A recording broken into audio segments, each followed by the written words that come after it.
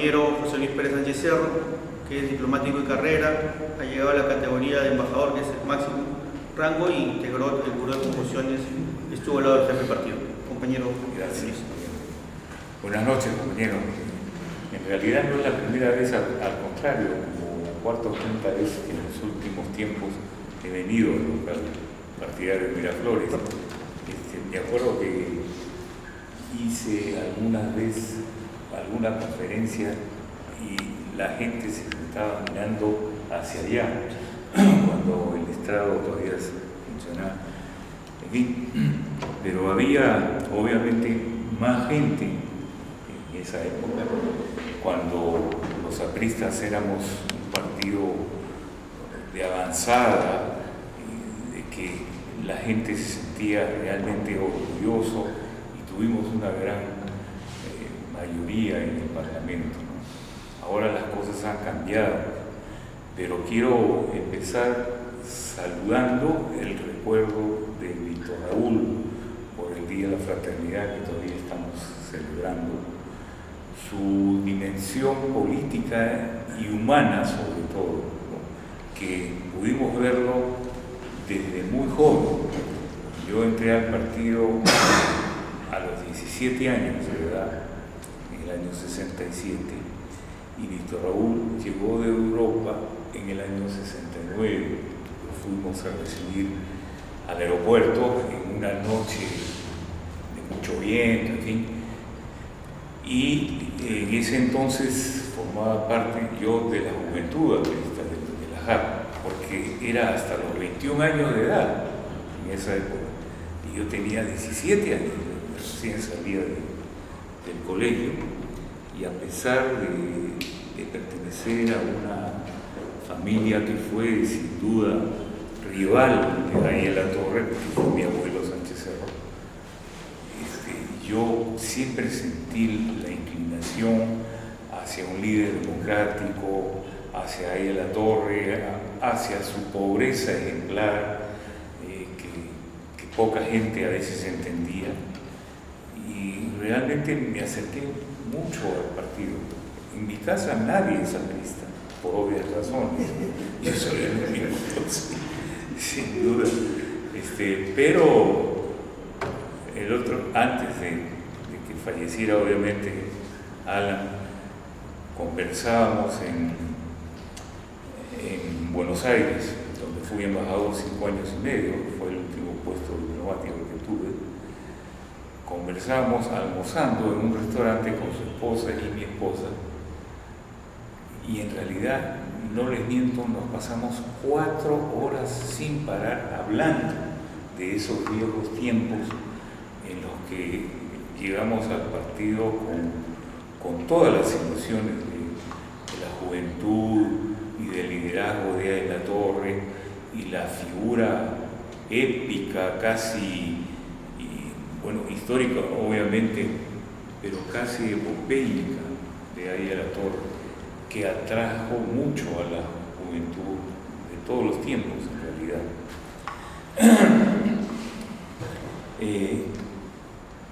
Aya decía que el problema del Perú es que no hay un entendimiento político, decía, porque no hay educación política. El pueblo no recibe y no tiene educación política. Los artistas somos los más cercanos a tener una educación política, porque siempre nos hemos preocupado de superarnos en lo personal, de aprender más de la política peruana y mundial. Y en el caso de Aya Latorre y del APRA, era el mejor ejemplo a seguir, sin ninguna duda.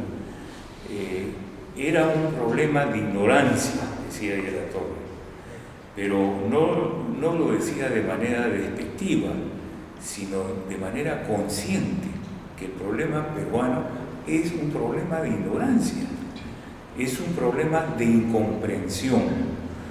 Nadie sabe a ciencia cierta para qué queremos abrazar una causa política. Los apristas somos los que más sabemos, pero no todos somos apristas en el Perú. Entonces había que educar a ese pueblo. Ese problema de ignorancia era un problema de incomprensión y básicamente había una falta de capacidad y de preparación en el pueblo peruano. No había mucho interés, no hay quizás ahora tampoco, por la política seria, ¿no? Sino por la política del puestecito en el Congreso, o del puestecito de trabajo, en fin, es por las razones equivocadas que uno se orienta hacia un determinado partido político. Águila Torres fue el referente moral del Perú, sin duda alguna. Cuando se comenta que durante su gestión como presidente del Congreso ganaba un sol, no es una demagogia decir que, bueno, que este hombre no cobraba sueldo, en realidad, sino que es un referente histórico a una personalidad del tamaño de Águila Torres, que no le interesaba obviamente sino servir a su partido, servir a su país. Es por eso el referente moral del Perú. Él hablaba siempre, y yo lo dije en un discurso, si se quiere, cuando tenía 18, 19 años, con Águila Torres al frente. Discurso que hasta ahora en su casa en Villa Merez hay una foto, hasta 3 fotos, en que yo estoy hablando en la cafetería del pueblo del partido, con anteojos incluso, estoy de pie y está escuchándome ahí en la torre, y Carlos Roca a su costado, ¿no? Entonces es una foto grata, histórica, que tiene 60 años, o 55 años, pero esas eran las circunstancias en las cuales nosotros creíamos en el partido. Como yo le decía a mis compañeros de la universidad, mientras ustedes están en fiestecitas, yo estoy con Águila Torres todas las noches, porque era todas las noches, aprendiendo de su sabiduría y aprendiendo de política. No lo decía de una manera crítica, porque era natural que un joven a esa edad fuera pues a fiestas, a cosas, a ver a la enamorada, como decíamos. En fin, yo era el raro, porque prefería estar en la política con Águila Torres que en fiestecitas. No lo digo como una crítica, porque es natural que un hombre a esa edad tenga pues sus actividades propias de la edad, sino lo digo como un apostolado que seguíamos todos al seguir la palabra y la acción que nos inculcaba Águila Torres. Él decía, y lo repetí en un discurso, nuestras empobrecidas clases medias, nuestro incipiente proletariado industrial, porque no había, era muy poco, muy pobre, y nuestro vasto e ignaro campesinado, eran las palabras de él. Con eso resumía toda su postura en pro de quién había nacido su doctrina aprista, en pro del proletariado industrial, del ignaro campesinado y de las empobrecidas clases medias, que era el Perú mayoritario en realidad. Entonces Águila Torres hizo del APRA un apostolado, y lo digo seriamente, no fue para hacer un partido, sino para hacer casi un movimiento religioso, porque todos los apristas tomábamos así el movimiento aprista, y Águila Torres como el maestro al cual seguíamos todos sus discípulos. Entonces, bueno, Águila Torres, en la época en que yo estuve en mi juventud, formó un Buró Nacional de Conjunciones, que fue el cuarto y último buró que él tuvo en toda su trayectoria de vida, de de vida partidaria, ¿no? Este buró de conjunciones no era otra cosa que el reflejo de su preocupación por la juventud, por el legado que él siempre quiso legar a través de la juventud, y porque había que preparar a los jóvenes como garantía de la continuidad del partido, ¿no? Y esa era la idea. No es que obviamente los compañeros mayores no servían o estaban marginados del interés de la Torre, sino que había que cultivar a esa juventud porque era la garantía de la supervivencia del partido. Entonces, era necesario entrelazar, decía él, generaciones que garantizaran al partido su subsistencia, su permanencia, su vigencia. Y ese era el objetivo de Díaz de la Torre al dedicarse en cuerpo y alma al partido desde muy temprano en su juventud. El Buró de Conjunciones llegó a tener en su mejor momento hasta 16 miembros. Todos éramos jóvenes: Alan García, Carlos Roca, Pepe Lucho Delgado, está Venegas, que murió. No, Alba no. ¿Por qué? ¿Por qué no? Por dos razones.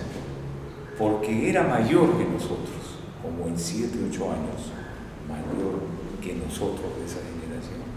Y segundo, porque vivía en Trujillo, no vivía en Lima como nosotros, que estábamos alrededor de... Entonces, Alba, por esas diferencias, no fue miembro del Buró de Conjunciones. ¿Perdón?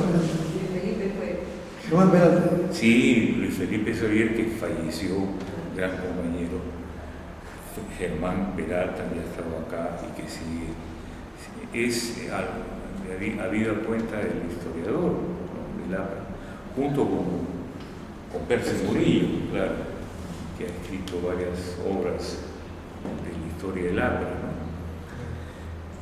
Víctor Collantes, por ejemplo, Pepe Lucho Delgado, Fernando Arias, por supuesto, Hilda Oricia Arnó, que fue ministra nuestra y que fue su esposa también y que falleció. Hilda andaba con nosotros, pero no era miembro del buró. ¿Julio Espinosa? ¿Ah? ¿Julio Espinosa? No, Julio. No, Julio era compañero de San Marcos, de medicina. Sí, cómo no. Él estaba en el comando universitario, sí. Un poco mayor que nosotros, de esa generación del Buró de Conjunciones, ¿no? Entonces, este buró funcionó los últimos 11 años de vida de Víctor Raúl y constituyó en realidad, para Aya y con Aya a la cabeza, un magisterio político, el magisterio político de Aya de la Torre. Además, tenía la preocupación de incorporarnos al CEN como miembros del Comité Ejecutivo Nacional, que íbamos todos a las sesiones del Comité Ejecutivo, para darnos responsabilidades y la creencia de que asistiendo desde muy jóvenes y desde muy temprano al Comité Ejecutivo Nacional íbamos a crear una clase dirigente que iba a garantizar la supervivencia del partido. Yo tengo un recuerdo, aparte de la foto, de la compañía diaria ahí en la Torre, en el Congreso del Partido del año 70, formábamos cola para votar por el Comité Ejecutivo Nacional nuevo, que era como las 4 y media de la mañana, y el viejo estaba ahí, sentado al frente a nosotros, dirigiendo el debate y todo. Y en eso paró y agarró el micro y dijo: y en este momento está votando el compañero Pérez Sánchez Cerro, que es nieto de nuestro mayor enemigo en la historia. Efectivamente, prácticamente la mitad de la convención aplaudió, la otra mitad no, porque no sabía si aplaudió o no, pero son pasajes de la historia personal importantes para él, ¿no? Cuando estaba él en su último año de vida prácticamente, viajó a Houston, a Estados Unidos, con Idiáquez. Yo me enteré, yo estaba en la misión del Perú ante la OEA y estuve 8 años en Washington. Entonces yo tenía ese impedimento de, aunque quisiera ver al viejo, no podía porque yo estaba en funciones diplomáticas, era a duras penas un tercer secretario, ¿no? Plan inicial. Entonces me las ingenié por saber el número de teléfono donde estaba el viejo y donde estaba Idiáquez, y lo llamé. Entonces el primer día que lo llamé, Idiáquez me dijo: hola hijo, ¿cómo estás? Bueno, el viejo está durmiendo, entonces es difícil despertarlo, es difícil que se vuelva a quedar a dormir. Bueno, ok, llamo mañana. Llamé al día siguiente y me dijo: bueno, sabes que el viejo está en unos exámenes médicos en el hospital. Perfecto, ni lo moleste. Al tercer día lo llamé, persistente en eso, y me dijo: qué bueno, ya él sabe, el viejo ya sabe que tú has llamado y quiere hablar contigo. Entonces me pasó y realmente me dijo una frase, lo escuché muy cansado, muy agotado, ya estaba prácticamente en sus últimos meses, semanas de vida. Se fue luego al Perú y bueno, murió en el Perú. Pero me dijo una frase, y es lo único que me dijo, muy cansado: me alegro que sigas estando con los que siempre hemos luchado. Nada más. Esas fueron sus últimas palabras, ¿no? Por lo menos conmigo. Y realmente tuve por lo menos la satisfacción de hablar con él en su lecho de moribundo casi, en Houston, en Estados Unidos, por el hecho de que yo estaba en funciones diplomáticas en Estados Unidos, en Washington, y me permitió llamar al viejo que estaba convaleciendo y ya en sus últimas, ¿no? Ya en sus últimas. Pero, ¿qué es para un aprista antiguo como yo, un aprista viejo? Porque ayer he cumplido 70 años de edad, entonces ya son 70 años que obviamente pesan en la vida de cualquier persona, pero afortunadamente estoy bien de salud y todavía puedo dar algo de mi energía al partido y al país, ¿no? Hay un significado del Día de la Fraternidad en los momentos políticos actuales, que es diferente a los días de la fraternidad cuando hemos estado en el poder, cuando hemos sido el gran partido de Víctor Raúl, y se ha celebrado siempre de la forma más entusiasta, desde los cohetes o cohetes, como se les llama, a las fogatas, que los cerros, el Cerro San Cristóbal, los compañeros prendían y con un gran letrero del APRA y bueno. Las palomas. Las palomas. Las palomas. Las palomas, por supuesto. Entonces, hay un significado de antes y de ahora del Día de la Fraternidad. Ahora es un día de la fraternidad triste, comparado a los años de lucidez del partido, ¿no? y al significado que para el pueblo peruano siempre tuvo, especialmente cuando vivía ahí en la torre.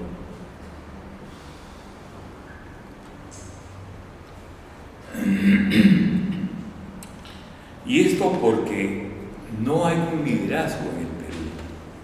¿Ustedes saben de algún líder que hoy día pueda decirse, siquiera sin vergüenza, su nombre? El líder del Perú ahora es fulano de tal. No hay. Y esto va a la par de la caída del partido en las últimas elecciones, por ejemplo, que para los apristas antiguos y los apristas que queremos al partido de La Torre ha sido fatal, ¿no? Ha sido un resultado. Ya en el último congreso, que tuvimos 5 parlamentarios siquiera, era preocupante. Yo ahora, por lo menos, y siempre le echo la culpa a la alianza afro-fujimorista. A mí nadie me ha consultado en el partido para decirme si yo voy, si íbamos o no con nuestros enemigos fujimoristas. Y sin embargo, cuando he llegado de Argentina y reincorporándome al Perú, me he encontrado con esa novedad de que el APRA es afro-fujimorista, que a mí me ha dolido en el alma. Realmente no lo entiendo.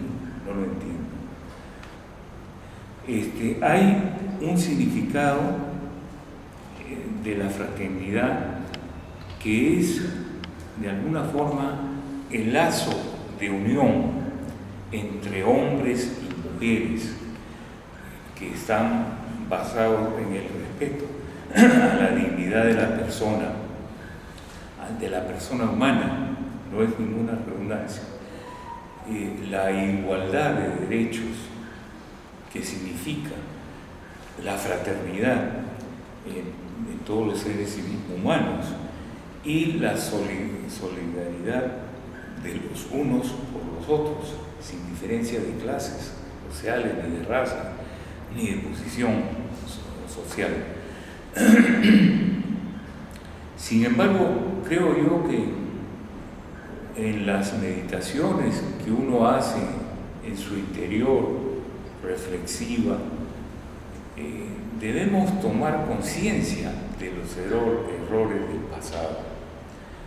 Son los errores que han dado como consecuencia esta situación del partido, que es realmente lamentable, porque es el partido de ahí La Torre, el único partido con doctrina, el único partido que ha significado en la historia de la República un reto a la humanidad, a los peruanos, por ser mejores como personas, como peruanos y como apristas. Hay necesidad de rectificar esos errores del pasado con mente abierta, ¿no? Hay necesidad de invocar a la unidad del partido, que cada día se desmembra más, desgraciadamente. Hay necesidad de un llamamiento al retorno de la militancia, que cada vez se nos va más fuera del partido, ¿no? Y que se van por desesperanza, por desilusión con el partido. Hay que volver al viejo partido de ahí La Torre. Hay necesidad de ir con sus tradiciones, con su doctrina que nos enorgullece, con su mística que es casi única en el Perú en relación a los partidos políticos, pero ayornado, es decir, al día, con propuestas a la sociedad, con propuestas factibles, que no sean demagogia, que no sean producto de una solución electoral momentánea. ¿Cuáles son estas propuestas? Yo diría, en primer lugar, las propuestas de hoy día es combate a la delincuencia. Hay una necesidad de una seguridad ciudadana. Cada día está peor la cosa. Yo veo con pena, con tristeza y con nostalgia de tener un Perú diferente, que los delincuentes han prácticamente copado todas las actividades, no solo de Lima, sino de todas las provincias, inclusive. Entonces, hay necesidad de tomar en serio el combate a la delincuencia, porque un país se hace también con el combate a la delincuencia. Cuando yo estaba en Argentina, yo estaba en 5 embajadas como embajador, embajadas importantes como Colombia, España, Alemania, Argentina, Andorra, y en total he estado en 11 embajadas como diplomático. Entonces, en 47 años de vida diplomática he visto mucho. Y esta delincuencia que ahora vemos, nunca la hemos visto, realmente es impresionante.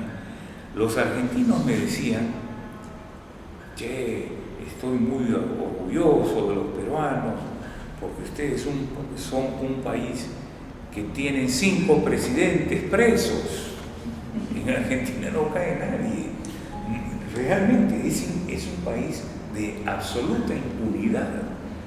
Nunca se verá algún alto militar, salvo Videla, por crímenes de lesa humanidad, que murió en la cárcel, además. Galtieri, en fin.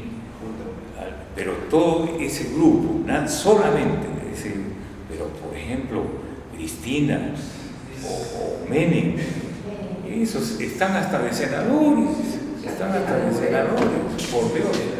Es vergonzoso que la raza humana se haya degradado a ese nivel, realmente, ¿verdad? Sí. Entonces, yo considero que el combate a la delincuencia le va a dar obviamente mayor seguridad a la ciudadanía. En segundo lugar, el combate a la pobreza. Hay que creer, porque el país es un país que sin duda lucha por salir de la pobreza, pero todavía tenemos un 30% de pobreza absoluta, de pobreza de $1 por día para vivir, ¿no? Y esto, claro. Entonces, hay necesidad de crear empleos, hay necesidad de abrir comedores populares para la gente.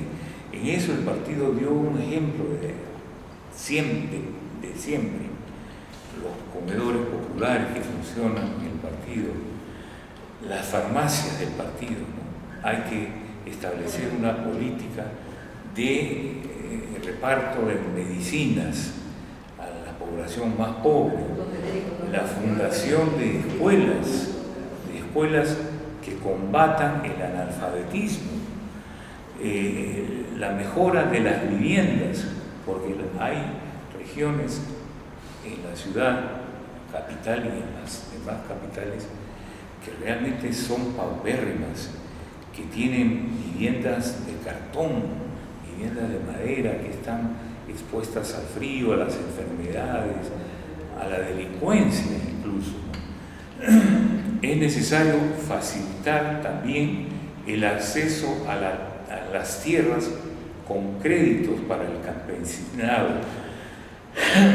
Acá hubo una reforma agraria en la época de Velasco, que era parte de la demagogia, lejos de ser una solución del problema de la tierra, que hasta Mariatti hablaba de él.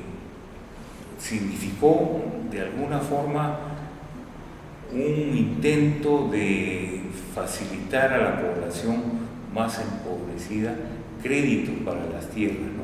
Para la agricultura, pero eso no ha funcionado tampoco bien.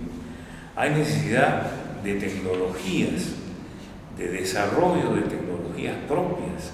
El peruano es una persona ingeniosa, que tiene la capacidad de crear máquinas, de crear tecnología propia y con pocos recursos en realidad. Hay que aprovechar eso, ¿no? A través de la educación, obviamente. Los salarios mínimos están debajo de la línea de la pobreza. ¿Cómo puede un país como el Perú salir de su subdesarrollo con salarios por debajo de la línea de la pobreza? Hay que generar trabajo y bienestar. Hay que generar de alguna forma que esa población desocupada se ocupe. No digo, aunque sea cargando piedras, como por ahí siempre he escuchado, aunque sea cargando piedras, pero que tenga un salario. No, de lo que se trata es de avanzar en el país con un desarrollo que realmente amerite del país un desempeño mejor de los peruanos. Hay también una derrota histórica, que es la derrota en las últimas elecciones. Con excepción de la candidatura de Abel Salinas, que sacó un pico por ciento, eran otras épocas, ahora hemos sacado 2.7%, que para un partido como el APRA es vergonzoso y es lamentable, y que duele, por lo menos a mí y a los apristas de corazón, duele que un partido fundado por Eddie Torres tenga esos resultados electorales, ¿no?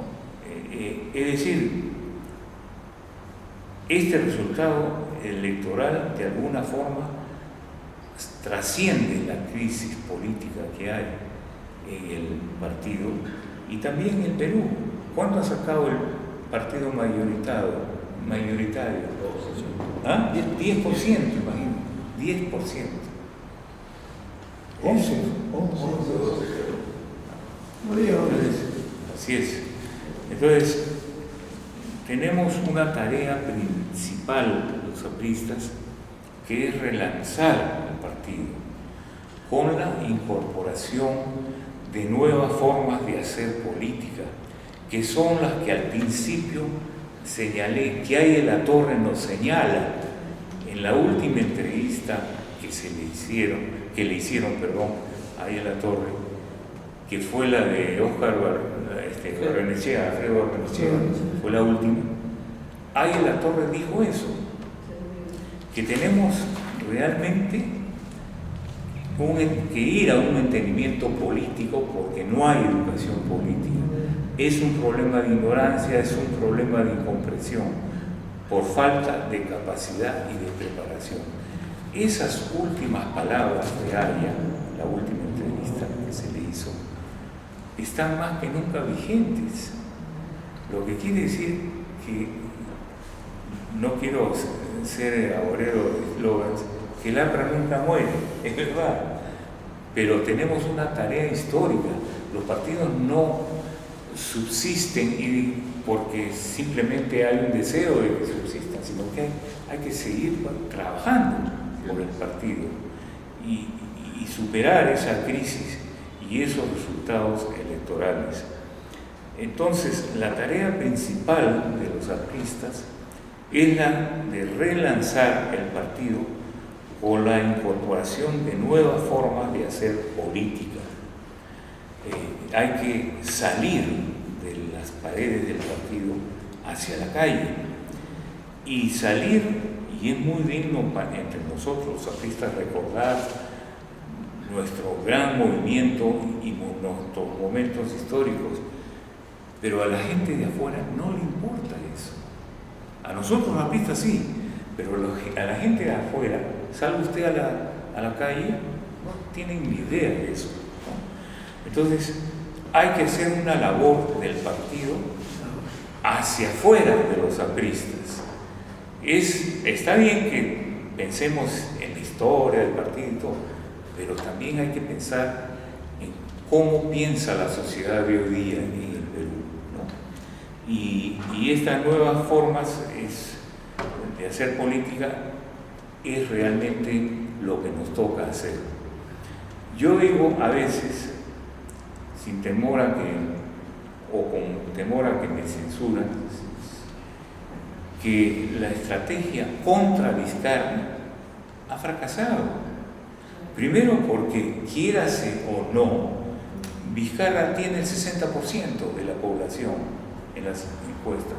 No tiene partido, no tiene doctrina, no tiene plan de gobierno, es un desastre como presidente, ¿ya? Pero la gente, ¿qué cosa quiere? Quiere seguridad, y eso es lo que inspira seguramente en Vizcarra. Y el 60% hoy día está a favor de Vizcarra. Entonces, ¿quién entiende eso? ¿Quién entiende eso? Pero tampoco podemos nadar contra la corriente y decir, no, estamos en contra de Vizcarra porque es un dictador. Tampoco hay que inventar cosas. La política es el arte de lo posible. Y si tenemos no que apoyar a Vizcarra, sino tener una línea principista, una línea del partido a favor de una situación que favorezca al pueblo. Lamentablemente el pueblo lo está apoyando. Entonces, ¿por qué nadar contra la corriente?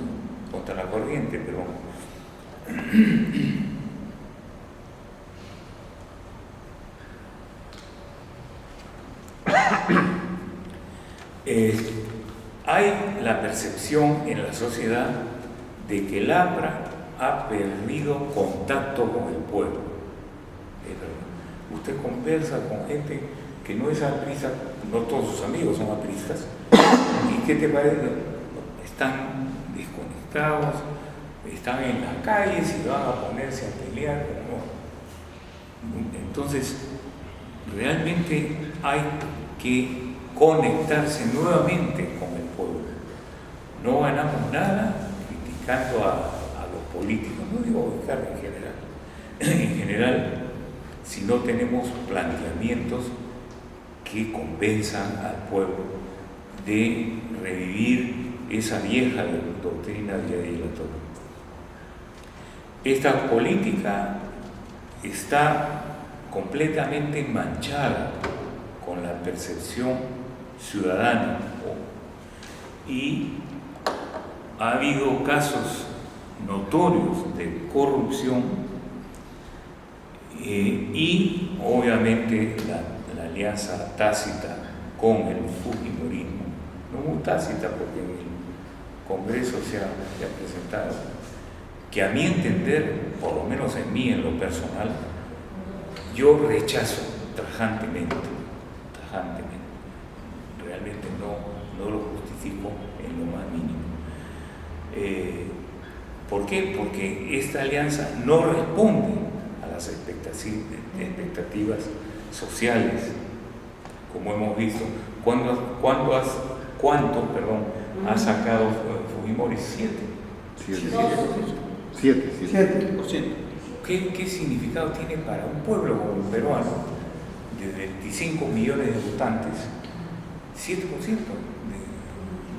resultados. No lo encuentro realmente justificado. Hay una catástrofe electoral en las últimas elecciones por culpa estrictamente del fujiaprismo, no del aprismo, sino del fujiaprismo, que a mí me sigue avergonzando. Las razones de la derrota del partido en las últimas elecciones apuntan a la debilidad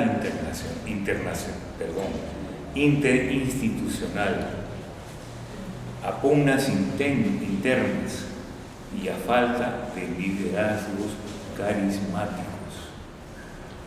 ¿Cuántos años tiene la dirigencia actual en el partido? 20 años. Yo los conozco desde que era japista, a todos. Entonces, realmente, ¿qué cosa hacemos los apristas para decirle, por lo menos a la dirigencia, oye, y es tiempo que se vayan, pues, que entren los jóvenes, que para eso están, pues, que tienen más ansia de seguir con el partido y de sacarlo adelante? El 2.7 es el resultado electoral del APRA.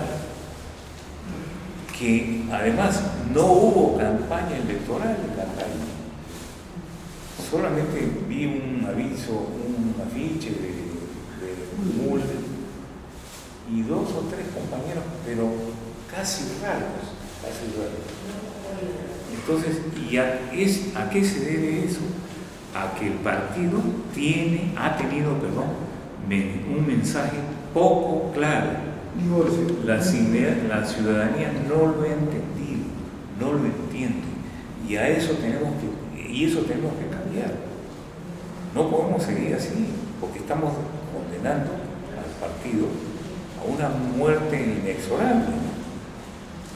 Y realmente sería una tragedia para el pueblo crista y para el pueblo peruano que el partido fundado por Ariel Torres y que ha escrito tantas épicas y tanta historia republicana del Perú termine prácticamente desaparecido.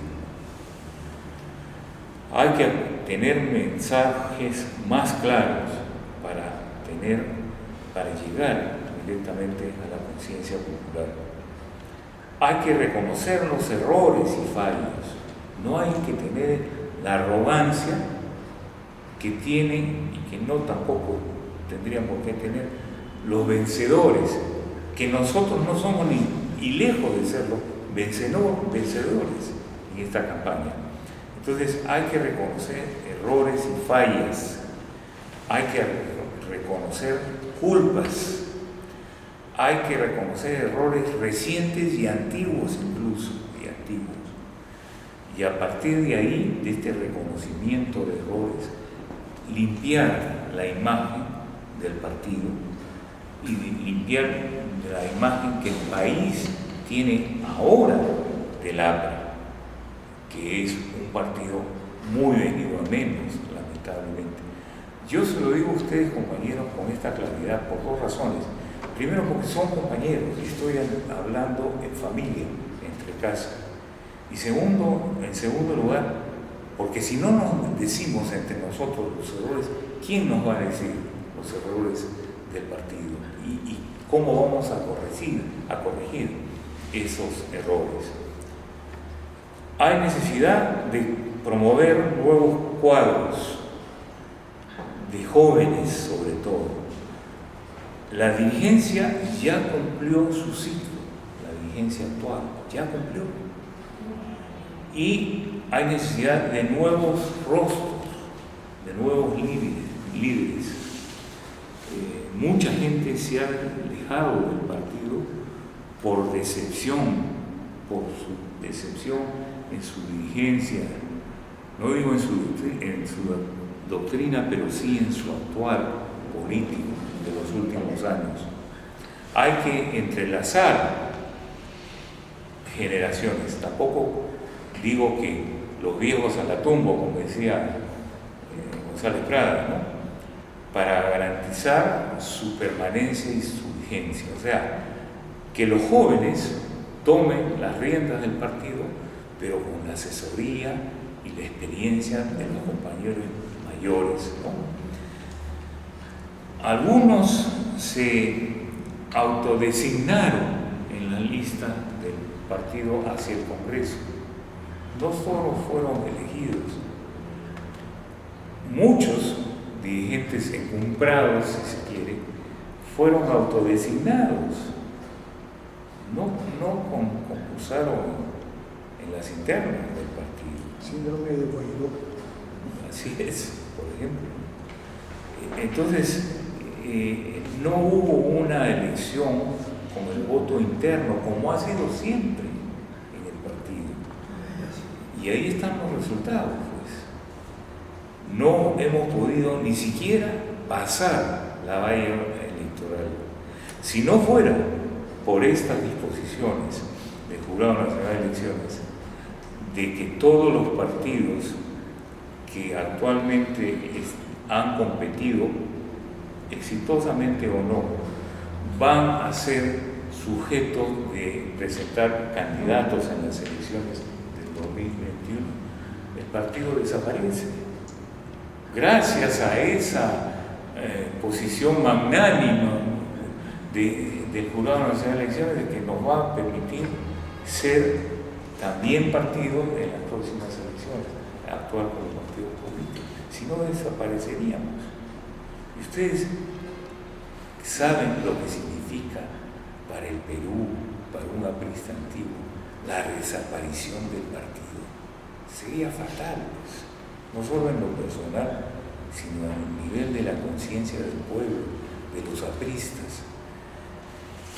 ¿Qué hacer? Hay, con relación a las perspectivas del partido a futuro, la renovación de cuadros, en primer lugar. No podemos seguir con los cuadros actuales. No menciono nombres ni quiero echar culpas ni nada, simplemente generalizo. No podemos permanecer con los cuadros actuales. Hay que renovarlos para dejar atrás el desprestigio ganado en las últimas elecciones y la extendida percepción de la ciudadanía sobre una alianza con el fujimorismo ha sido fatal, sobre todo para los apristas. Yo no sé qué hemos ganado con una alianza tan nefasta. Nada, al contrario, más desprestigio. Y ahí están los resultados electorales, que han sido fatales. Hay que tener una estrategia más realista y sin sectarismos. Es verdad, no podemos decir, bueno, porque así nos dice la doctrina, hay que combatir, por ejemplo, a Vizcarra o a quien esté en el poder. No quiero singularizar a nada, por el hecho de que somos enemigos. Pero ¿por qué somos enemigos? Si el pueblo lamentablemente nos guste o no, más que nada nos disgusta, le está dando 60% de apoyo de la población. Entonces no podemos tratar a un señor que es además del presidente de la República, que tiene el 60% del apoyo, como si fuese un gran desconocido. Realmente hay que sacarle el lado bueno de la cosa, aprovecharse de la corriente, aprovecharse en el buen sentido de la corriente de apoyo democrática. La gente quiere democracia, no quiere tener dictadores ni partidos de dictadores como los famosos rábanos de Sendero Luminoso. No quiere saber nada de eso. Cuando yo estuve en Argentina, tuve 3 o 4 demostraciones de los rábanos de Sendero Luminoso en la puerta de la embajada. Yo era el embajador. Yo nunca los recibí. Gritaban desaforados, venía la policía y se paraban. Nunca los recibí porque era darle mucha importancia a gente que no valía nada, que no significa nada para el Perú. El anterior embajador, que era político, que fue ministro de Educación, duró 1 año en el puesto. ¿Por qué? Porque fue Sendero Luminoso, una delegación, y los recibió en la embajada y los hizo pasar. Le costó el puesto.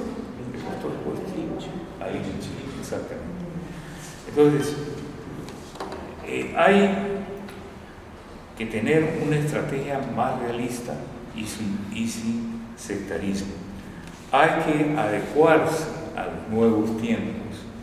Hay que aplicar lo que Águila Torre nos enseñó, el espacio-tiempo histórico. No nos gusta el espacio-tiempo histórico actual, pero hay que negar para superar, Entonces, hay un parentesco moral entre los apristas que siempre nos hemos considerado hermanos en la lucha, en el dolor y en la victoria. Y ese es un lema que hasta el día de hoy tiene validez absoluta. Tenemos que ser hermanos en la lucha en el dolor y en la victoria. Y tenemos que seguir luchando incluso por los ideales primigenios del partido, sin descuidar los ideales actuales, porque los tiempos cambian y la sociedad tiene que renovarse, no claudicar de los principios, pero sí aplicarlos al nuevo espacio-tiempo histórico que nos enseñó Ariel Latorre. La unidad del partido en torno a una visión común que debiéramos tener de los problemas nacionales y de los problemas del partido en general es un deber para nosotros. Hay la discusión realista, no sectaria, sobre los problemas del Perú. Es una obligación nuestra. Tenemos que actuar realistamente, con conciencia y con serenidad. Vizcarra tiene el 60% del apoyo popular, y lo digo con envidia incluso, y no tiene ni siquiera partido, no tiene ni siquiera doctrina, ni ideología, ni nada. Es presidente por casualidad, porque en realidad no, si no hubiese sucedido lo que sucedió, no tendría por qué serlo tampoco. La gente está harta, el pueblo peruano, de los políticos tradicionales, de que sean siempre los mismos, de que no planteen ideas diferentes y novedosas para la población y para el Estado peruano. Tenemos que demostrar que el APRA es juventud. Yo tengo mucha esperanza en la juventud del partido y en la juventud peruana en general. Creo que es el destino del país. Dejemos a los jóvenes que se abran camino al liderazgo del país. González Prada nos decía: jóvenes a la obra, viejos a la tumba. No es un insulto y un deseo contra los viejos. Yo ya tengo 70 años, estaría ya en ese equipo. Pero era ya viejo cuando lo dijo. Claro, exactamente. Así es. Pero ese lema, sí, las cosas han cambiado. Exacto. Ese lema, que era el lema de la JAP, que yo fui 5 años miembro de la JAP, porque estoy muy joven en el partido, ese lema se refleja en todo caso en la impotencia de que hace más de 30 años que no hay un congreso de la JAP. Cuando la JAP era la fuerza de choque, la fuerza principal, la juventud del partido, la fuerza que se iba a todos los mítines de las universidades, de la Plaza de Armas, del Campo de Marte, y sin embargo ahora no existe casi en el partido. Ahí quedó. Por ejemplo, y ahí quedó, efectivamente. Nosotros somos los jóvenes. Hace más de 30 años que no hay un congreso de la juventud del partido, y eso es muy malo para cualquier partido. Yo no conozco de otro partido que tenga con orgullo una juventud, que sea el semillero de ese partido.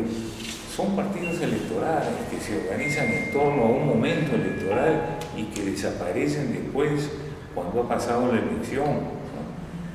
Y son partidos que cobran además a sus candidatos.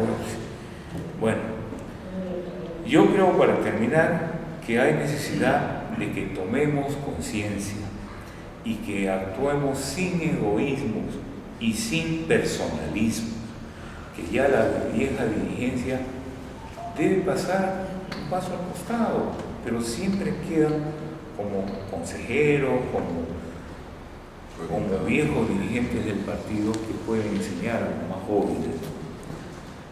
Entonces actuemos sin egoísmo y sin personalismo. Y actuemos con la misma mística de siempre, con fe, unión, disciplina y acción. Muchas gracias.